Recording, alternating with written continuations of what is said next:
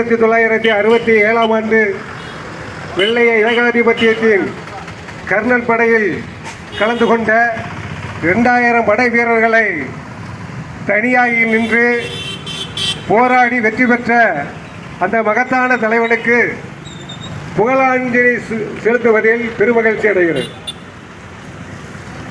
தனியாக நின்று போரிட்டு வெற்றி பெற்ற காரணத்தினால் அவருக்கு பெயரே ஒன்றி வீரன் என்று அழைக்கப்பட்டு அவருடைய இயற்பெயரை மறைக்கிற அளவுக்கு அந்த வீரம் செறிந்த போராட்டம் அவருக்கு வெற்றி வாகை சூடிக்கொண்டிருக்கிறது. அடுக்கி வைத்த தோழர் கருப்பசாமி பேசும்போதெல்லாம் சொல்லுவார், அடுக்கி வைத்த மூட்டையில் அடி மூட்டை என்று. அந்த மூட்டை யானையின் பலம் யானைக்கு தெரியாது என்று சொல்வதை போல அந்த அத்தனை மூட்டைகளையும் சுமக்கிற மூட்டையினுடைய பலம் என்ன என்று யாருக்கும் தெரியாது.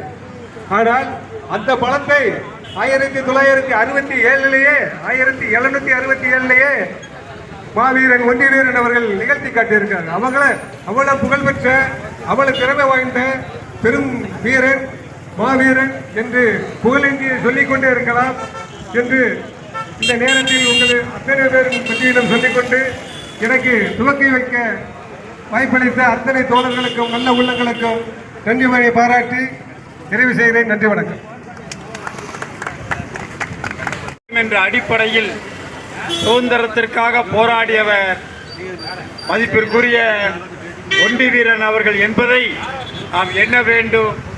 இதை போன்று எந்தவித பாகுபாடும் இல்லாமல் எல்லா மக்களும் இவருடைய சுதந்திர போராட்டத்திற்காக செய்த தியாகத்தை நினைத்து பார்க்க வேண்டும், ஒப்பிட்டு பார்க்க வேண்டும்.